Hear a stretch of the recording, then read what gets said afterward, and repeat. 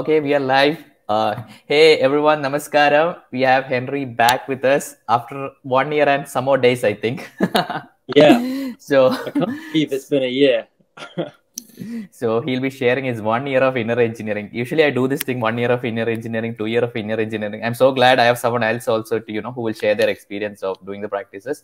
But before we go into the podcast, I would like to say that, the audio version will be available on Spotify and Apple Podcasts. So if you're driving or doing something else, you can listen to the rest of the podcast there.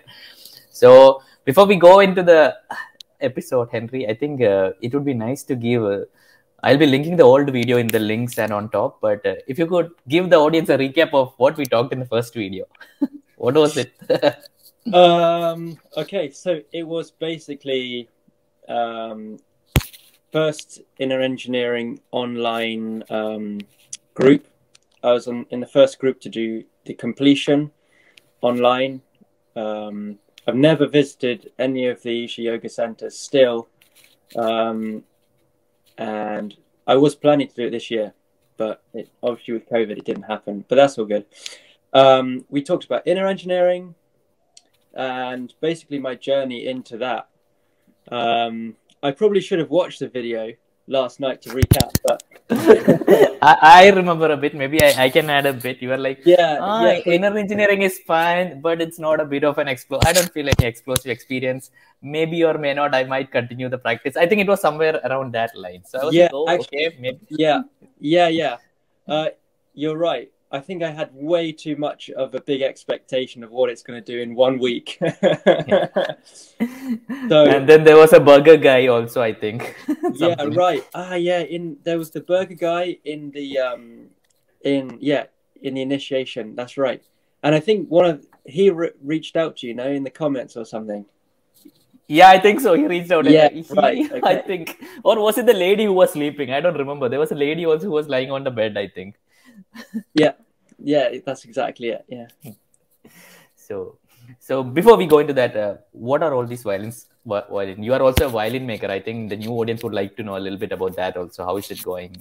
Yeah, we covered that in the last video, but since then I was living in France and I've now this December moved back to England. So I've literally just come back to England because, with Christmas and because of COVID, and there were so many lockdowns, and I was going back and forward to France and England and Brexit as well.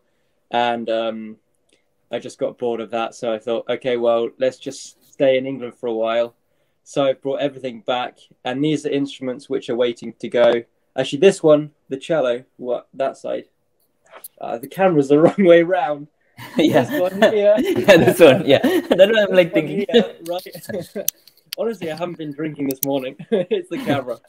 This cello here might be going to France. And I think that's a violin and 2 violas here.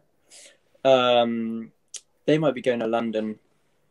And I've just had a violin go out this weekend to a customer. So it's kind of all happening in England. So I can't really complain. Yeah, it's going well. Beautiful. So tell me, Henry, I thought you might drop the practices because, you're experienced. So how did it go for the last 1 year? Like, I thought, you might do it. But it seems like show us your locket. Like, what is that? Oh, yeah. Okay. Well, I've actually got I did the,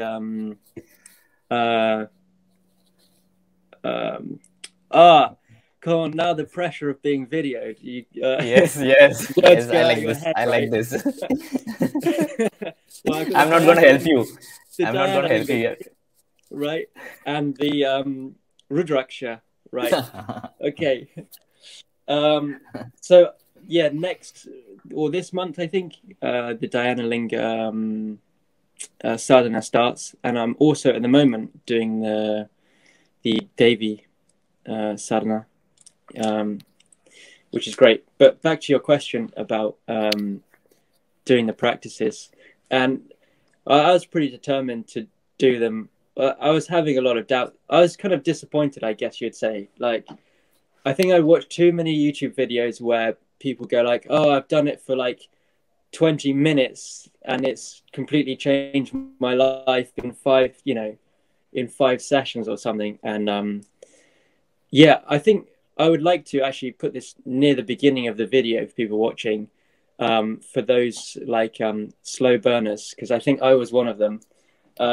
I watched quite a lot of videos on YouTube, like what happens after 6 months, what happens after 1 month, whatever. And I felt a little bit disappointed in the first few months for myself because I didn't see anything really change that much.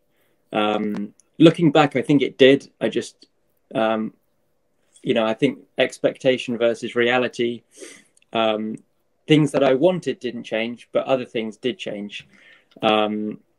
So yeah, it's been a really slow kind of, but very, very steady progression, I would say. And I haven't had this like big wow moment of it happening like at the beginning. But now a year on, I've been every single day for a year without any breaks, and I've been traveling quite a bit in Europe. So Oh, you didn't I've break been it. doing You didn't break the practice. You haven't broken the practice till now. No. I think once or twice I've done it without the yoga practice, the 3 yoga practices before, but the actual meditation part, I've done it every single day since last time we spoke, a year ago or a year a bit ago. And yes, I would say I can definitely see the difference to how I was a year ago. I'm so much more chilled out, and I just am loving life at the moment, I have to say. Yeah, so I can see the things that people were getting from it quite early on. I've now got it, but it just took me longer. So for those people who are kind of doing it for 1 or 2 months and thinking it's not working for me, I think you just have to buckle up and just keep going. Sorry for the bad news. You just have to keep doing it for longer, and also I think with my practice I realized that I was slipping as well, in terms of I wasn't doing all of the things properly for the amount of time I should have been doing them, and I should have been doing more of the because they give every 1 month they give you a kind of a booster session, right, live, and go through the practice with you, and I wasn't doing that towards the beginning. And then in the summer I started to do it, and I started to see more results. And then when I really started to see results, I would say, was when I did the Ananda Alai program in October. I think it was October, right, online. And that was the point where I was like, okay, definitely, for sure, like doing sadhana actually works. Like, because before it's like, can you tell a minute about what is Ananda Alai before we go into the experience, like for people who don't know about it? Yeah, Ananda Alai is, I guess they were doing a live version of it. Have you done the live version? Yeah.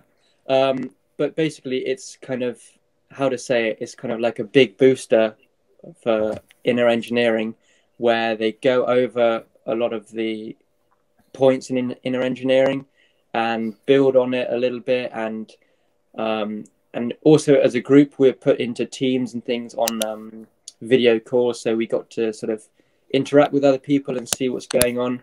And I think, to be honest, what I was experiencing was similar to everyone else. I think we can be quite misled by a lot of the YouTube videos, which can, like, you know, it's almost like a get rich quick kind of thing, and it's just not. Yeah, I think in reality, like, you have to give it a year to really know, and then you'll see that actually, yeah, if you're doing it right, it does work. So the Ananda alai just came along at a really good time, actually, because I was kind of thinking, okay, well, I'm seeing some results, but I'm sure I could. There's a lot of untapped stuff here that I'm not getting, and it just gave me a massive boost. And I remember, so it's a 5-day online course, and you have a few hours, and I chose the morning slot. So I remember on the last day coming off the morning slot and feeling just like absolutely amazing. Everyone on the call, I'm sure pretty much everyone by the end of that morning was crying, and it was brilliant. So I came off the Ananda alai course, and for the 4 or 5 days afterwards, I just felt amazing and very emotional as well. Like, I'd see the smallest thing and it would just kind of hit me. And is that enough of an explanation as to what Ananda alai is? Do I have to go? Yeah, I think I think that should yes. Okay, right. Or we'll go into more subtler parts. Yeah. Okay. So I don't know if I'm going too fast here. No, that's good. Yeah. So that was Ananda alai, and since then, I've been really able to see it kind of progressing a lot more, a lot quicker as well. I feel like the inner engineering is a lot of, for me, I felt like it sort of opened up my receptivity to all of the other things.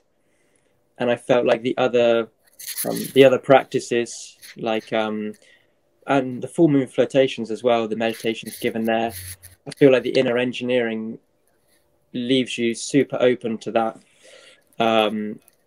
And I found, again, the full moon flotations have been pretty powerful and really, really great. And I'm really grateful that they offer that sort of stuff for free. Yeah. Cool. So before I just want to ask, like you said, you were able to manage your practices while traveling. A lot of people struggle with that. So tell us how you manage, like where all you had to do the practices when you travel, and how did you manage the time? Oh, well, I guess I freaked a few people out, like, you know, seeing a guy sat there on the floor. Where in the airport or in the railway station? Where was this? Yeah, when I was traveling in Italy, thinking about it, and I slept in a hallway for a few days because there was a big violin convention, and everyone goes there, and no one really has. Oh, well, a lot of the younger people like me don't really have somewhere to stay. They're just like, yeah, no worries, sort it out when I'm there. Catch a plane to Italy, get over there, and then you sort of ask around, and you sort of know everyone. They're like, yeah, well, you can sleep on the floor, wherever. So I slept in a hallway for 2 nights, and I was there doing my practice in the morning, and one of the guys woke up, like came out of bed, went through the door, and there was me on the floor in front of him, and I heard him like, "Whoa!" He wasn't expecting like to see that first thing in the morning. So, like, and you can imagine, you know, this is Italy and Europe. We're not so used to seeing that kind of thing. So that was quite fun. And afterwards, he was like, "Oh yeah, you really freaked me out." Like, I was just literally waking up. So yeah, I've done it there. I haven't done it in an airport yet. That's another level, right? Yeah. But I seem to have done it. I've done it in people's houses, and they seem to be cool about it when I just crash. I was working in London this summer for 3 months, and crashing in a lot of friends' houses, and they were really interested in it. Like, oh, what is it? What does it do? Kind of. So I guess I haven't had anyone sort of object to me doing it. I don't think anyone really minds. Yeah, people really don't mind. I think it's the inhibition within us, right? What will people think? But people actually don't mind or care that much as we think people do. Yeah, that's it. And once you get on with it, I think when you have your eyes closed, no one's going to sort of poke you and say, "Please don't do that here." Yeah. Awesome, Henry. I think a lot of people will find this episode. I'm gonna chop this part and put it out so that people don't make excuse while traveling to not do. Okay. because it is possible. If you really want to do it, we can do it. And people won't actually. People won't. When someone is sitting with their eyes closed, most people, 90% won't like come and like, hey, what are you doing? They won't. I think that's what I feel. No, people are respectful, right? Yeah. And I think as long as you don't do it in a place where you're obviously going to, you know, like you're not going to go into a mosque or a church and go and do it. Yeah. I think then you'll be all right. Like not in a movie theater when the movie is playing, you don't sit and do Shambhavi. That's it. Yeah.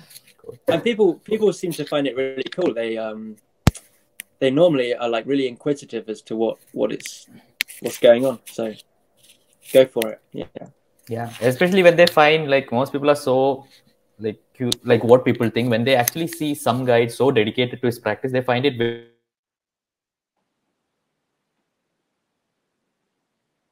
thinking and still do it, right? I think that also gets the line went a bit there. Sorry, the line went a bit there, but I get what you mean. Yeah, so that also gets them like, okay, I can't, like most people I don't think will do a practice, and then they see one guy sitting and doing then they'll be like, what is this thing? He must obviously be getting something out of it, otherwise he won't do it. Cool. Yeah, so, yeah, exactly. Yeah, so now I think you are a bit into Devi. So tell us about that. Like, I think, how did you find Devi and why Bhairavi Sadhana and all that? How did I find Devi?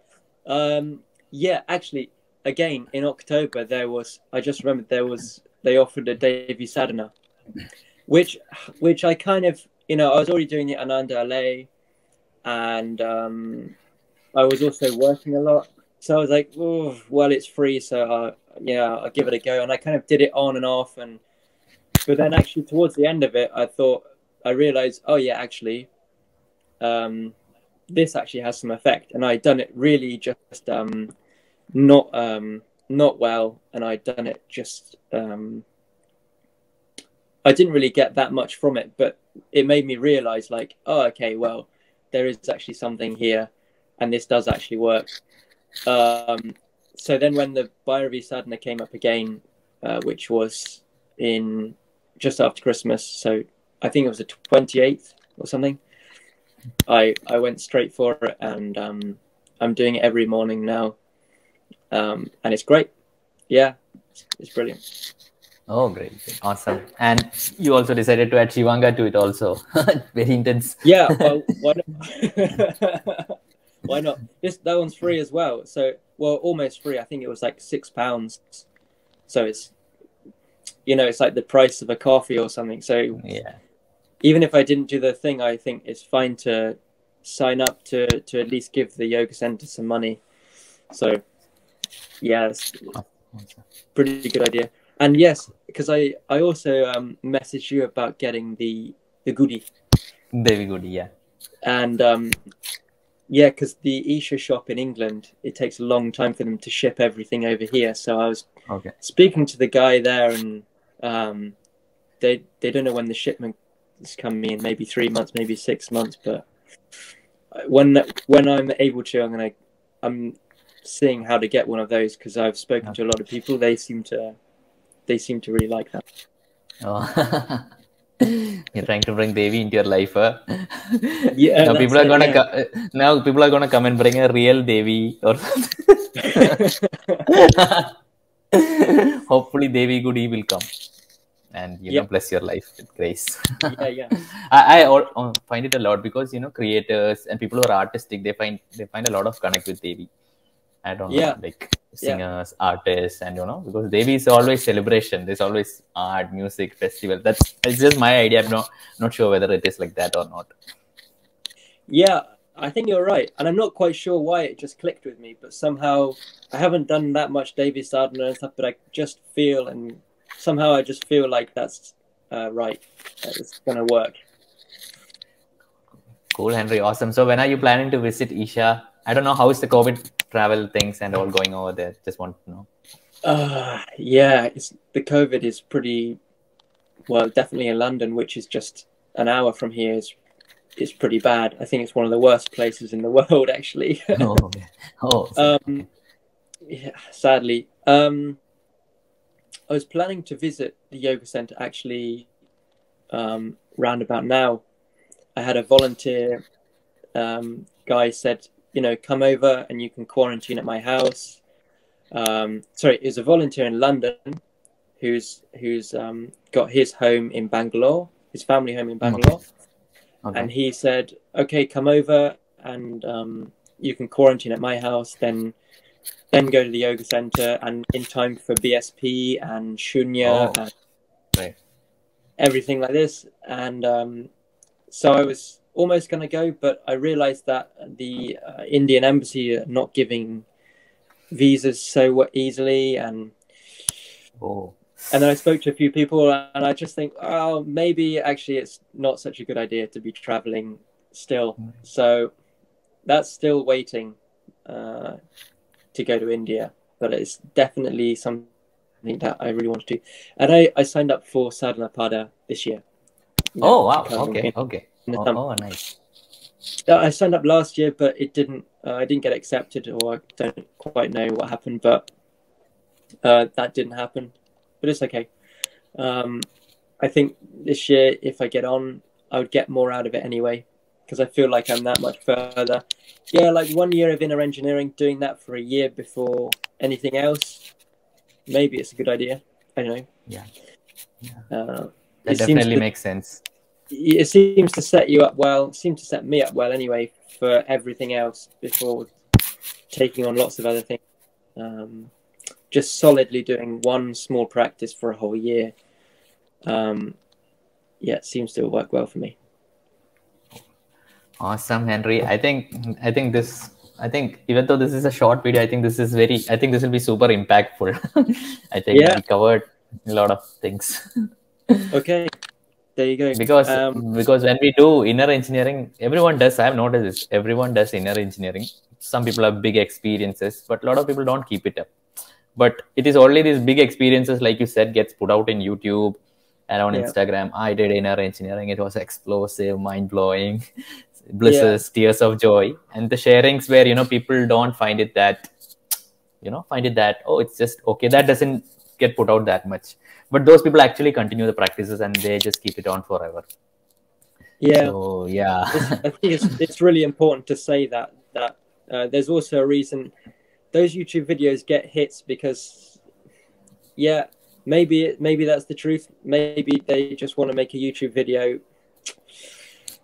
Who knows? But for the slow burners, I think it's important to keep it up. The hustlers. For the hustlers, this is the video. For the inner engineering hustlers, this is the video you have to watch. There you go. But in general, like I would say, I'm so much more joyful. I don't suffer from anxiety anymore, virtually at all. It's basically all gone. I feel so much more joyful in general, and just content. And even I had a friend when I was over in France. I had a friend, and she was saying, "Oh, Henry, when you sleep, you're actually smiling." Is it? Smiling in your sleep. She said, "It's the weirdest thing I've ever seen. Like you just walk down the street and you're just smiling, like you look like a crazy person." Oh my! So, actually, when you said this, it touched me so much. This is what Sadhguru wants also, right? like a baby. Yeah. When you're walking, we don't smile. When I look at most people, they're like very angry. What's happening in this world? Yeah. But what your friend noticed, I think that is something I think that was the best part of the sharing. So that's that. Yeah. Thank you so much. And I wonder if for an outro, if you wanted, I won't now, but when I finish, can you just give me a moment? Can you just give me a moment? Just hold on. Someone is knocking. Yeah, no worries.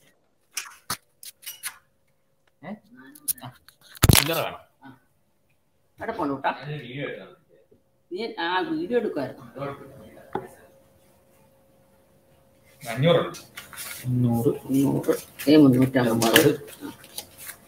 350. Thank you. The hustle. I'm wearing shorts.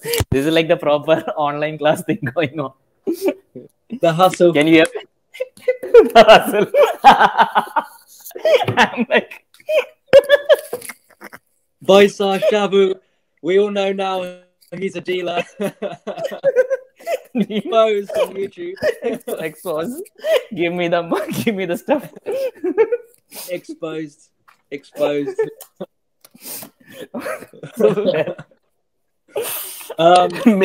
Maybe I'm actually gonna leave it to the podcast. It'll look nice. It look fun. Let it be there. Raw content as it is. So where were we? I think we're basically near the end. We're just summing up a few things, and maybe actually, I was wondering, do you have any advice for me? What you would do in my position right now? Like anything, any ideas? About something specific, or like just about generally with sadhana practice, and what may be a good next step to do? Actually, I think it is so, like, initially I would think like this is like when I did my practice, I thought inner engineering, then Bhava Spandana, we have to do it. But as I progressed on my journey, I realized like it is so personal. The practices are so personal that it'll come to you automatically, like what you need to do next. You know? Yeah. Like you said, it's automatically all is falling in place for you. Also, you're doing the practices. I think if you just are regular with the one practice, I think it will. I think you will get that insight. Someone or the other will come and tell, maybe you need to do this. You know, maybe you will find that connect. Like just now, how you found Devi. Like sometimes you might make a decision to go to India, but it might not happen. But I think those are all meant to be, and I think that's how it should happen. Is what I personally feel, rather than having a specific set like, oh, after inner engineering PSP, then Shunya, then Samyama, I need to do it. Rather than having like that, you just do your part, and you just keep on trying, and it will automatically happen, I think. Okay, thanks. Yeah. Take a note. One last point I think I would also say, just coming to my mind, is like the practice of devotion. I think is really one of the really, really key things to getting the best out of practice. And I also found that, I don't remember the name of it, but it's where this came up in Anand alai, and they do actually talk about it in inner engineering, but I've forgotten about it, which is the practice, maybe you know the name of it, the devotional practice. There's like 5 minutes a day or something where you look at everything as being more than you, or Sadhguru, or whatever. I don't remember the name, but that definitely has an effect. But again, it's like you have to do it for a period of time before you see the results. And I think that's an important thing to point out. Yeah, that you really have to be consistent. It's like anything. And I learned that from playing instruments when I was younger. To become a good musician, you really have to just consistently sit down every day and do it. And some days are better than others, and that's just how it is. But you just sit down and do it, and no matter what. And then over the long run, then you'll see it was all worth it. I forgot to ask, how's your family with the practices, and are they good? How's the family? Yeah, they find it a bit weird, but yeah, it's okay. Like, they've been slightly interested by it, but at the same time, I don't think they quite get it. Like, they also practice their own forms of yoga. My younger sister does headspace and has found that to be really, really has found that to be really, really beneficial. She's a student, and so I guess she's just starting into that sort of stuff. And I can see how the Isha yoga stuff can be a bit much to start with for some people. So yeah, I know they don't mind me doing it, and they put up with my chanting, so Yeah, then it's perfect. it's okay. So where can the audience? I think you're already on Facebook. So how can they reach out to you? Like where can they follow you on Facebook? Oh yeah, I'm now on Instagram. Oh, is it? Oh my God! Let me follow Welcome to the new it. me. You tell me the handle. Tell me the handle. It's henry.d.man, MANN. Henry. Manly Henry dot D dot. Let me see. MANN. MANN. Is it this is the first one, bro? Henry.d.man. Yeah, guys. Follow Henry.d.man. Bombard him with likes. Okay. Yeah, it's not super big at the moment, but I'm not really a social media person. It's more just to get some nice pictures of instruments out there, and yeah. But it's reels all good. and all are there. Cool. Cool. So are you on TikTok? No, I don't waste my time with that. I mean, I don't mean to sound horrible, but you can spend your life on social media, right? Right. True. Cool, Henry. So I think this was the best part of the video for me because I was like, what? How will I tell people to find him? Because finally. Yeah, you can follow Henry here. Yeah.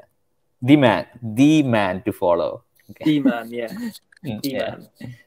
And well, I was wondering, maybe as an outro, I don't know when you're gonna put this video out, but this cello is gonna be done within a few days. So if you like, I can record a clip of me playing it. If you want to. Please do. Yeah. As an intro and out intro. Do you have an intro also? I can put that if you have one. Well, I can just send you some video clips of me playing, and yeah. And then send it. I'll put it. Generally, I'll put it. All right. I'll edit it. I'll edit it all by then and put the timestamps, and you send me that. I'll add that both. Yeah, cool. Okay. Yeah, cool. Oh my God, my hustling is now exposed in this video. My dealing. And I'm also wearing shorts. I look very formal on top. And I'm wearing boxers and sit. That's right. It has that Pablo Escobar feel about it, you know. Yeah. Cool. Then I'm fine. Here we go. Yes. So now Henry Anna will show us his. Oh wow! This is my workbench. So this is my oak workbench, which I moved over from France. I can't manage to flip the camera to show you well, so I'll do it like this. And over here is my little area here. Oh wow! With a Diane. And I also have this. What kind of candle is that? I want to see that candle. That round. Yeah, what is that? Somebody bought me this. This is a paraffin lamp. Somebody bought me this for Christmas. I know it's not natural oil or ghee or whatever, but it's very practical. It's just a paraffin. Okay. And a little lamp. And then I also have this. I wonder, maybe someone out there. This was a rig which I ordered, and I gave it to someone, and they left it on like a metal tray. Okay. So I think it's ruined. But if someone out there says no, it's still good to go, then let me know. But was it covered in the black cloth when he or she left it? No, it was just out of the cloth and in this metal shelf. So for a long time. Yeah. Oh, then you can better dig it under a tree and put it or place it in a flowing river. I think, yeah. It hurts, but I think it's going to have to happen. And here is some instruments of mine. This one still needs finishing, as you can see. This one's going to London soon. More instruments that need finishing here. And so I keep some wood down here. I have some bits of wood here, and back here you can see a cello back here. And under my bed is where I keep a lot of my tools. These are old wine bottle boxes from France. That I managed to collect. They've got loads. You're a wine collector? You're a wine collector? No. Just, when people are finished with the boxes, okay. bottles, they have nothing. But actually, they're really nice boxes. Okay. A lot of tools under there, and more of my stuff here. So it's a very small workshop at the moment, but it's just to finish off my instruments before I find somewhere else to have a workshop. And yeah, Wow. Small, and a few more bits here. Wait, let me just put you in single layout. Wait. Okay, yeah. Yeah, just a few more bits and bobs and drawing stuff, and there you go. Small tour. The real hustle. This is the real hustle. That's it. Awesome, guys. So this is all we want to see on this Instagram page. But yeah, no, I haven't posted this workshop on the Instagram. There's lots of my workshop in France on there, but I've only had this workshop for a few weeks now because I moved everything from France, so a lot of it's still in boxes. But there you go. It gives you an idea.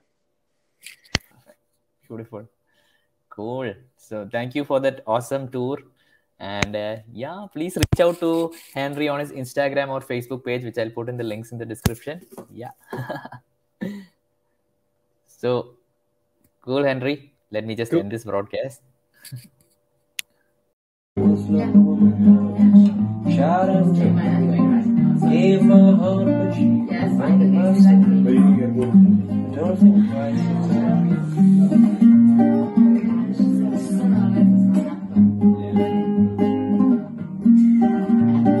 So long, my baby, where I'm bound I can tell. Goodbye is too good a word, baby. So just say farewell. And I ain't seen a treat me unkind. Could have been better, I'll be fine. You just kinda waste my precious time. Don't think twice, it's alright. Really long.